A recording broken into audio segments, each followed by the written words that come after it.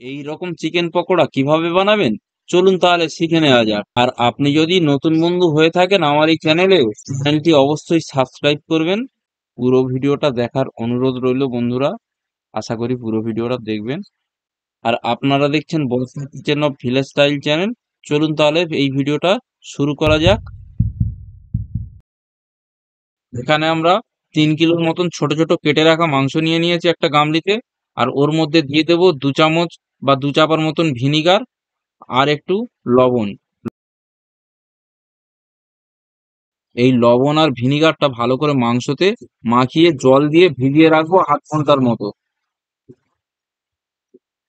0.5 ঘন্টা পরে ভালো করে ধুয়ে নিলে এই রক্তগুলো পুরোপুরি পরিষ্কার হয়ে যাবে। চলে এলাম 0.5 ঘন্টা পরে, মাংসগুলো দেখেছেন কত সুন্দর পরিষ্কার হয়ে গেছে। এর মধ্যে আমি ম্যারিনেশনের জন্য প্রথমে নিয়ে নেব কাঁচা লঙ্কা কুচি, একটু গোলমরিচের গুঁড়ো আর 2 চামচ সয়া সস আর স্বাদ মতন লবণ। আগে যেহেতু লবণ দিয়েছিলাম একটু কম করে দেব।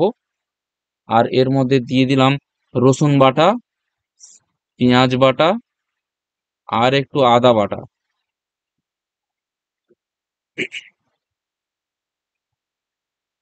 এই সমস্ত উপকরণগুলি হাত দিয়ে ভালো করে মাংসের সঙ্গে মাখিয়ে নিতে হবে। নিয়ে আর একটু একটু করে কর্নফ্লাওয়ার দিয়ে মাখাতে হবে। মাখিয়ে এইভাবে একটা স্ট্রাকচার যখন চলে আসবে তখন এগুলো কিছুক্ষণের জন্য রেখে দেবো। তারপরে ওদিকে একটা কড়াতে সাদা তেল গরম করে নিয়ে ওই যে মাংসগুলো একটা একটা করে ছেড়ে দেব। এই মাংসগুলো ছাড়া হয়ে গেলে আমরা এক সাইডটা ভাজা হয়ে গেলে আরেক সাইডটা উল্টে দেব। এইভাবে প্রায় আমরা 80% মতন ভেজে তেলটা ঝরিয়ে তুলে রেখে দেব। ওই একই প্রসেসে বাকি যে মাংসগুলো ছিল ওগুলো আমরা এইরকম 80% কুক করে তুলে নেব।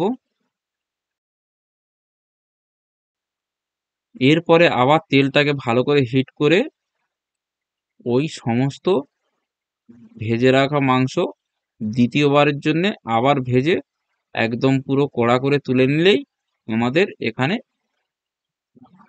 পকোড়া ভাজা কমপ্লিট। চলুন তাহলে বন্ধুরা, কেমন লাগলো আমার এই ভিডিওটা কমেন্টে অবশ্যই জানাবেন।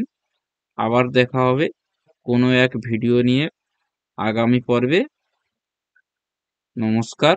এখানেই শেষ হলো আমাদের এই রেসিপি।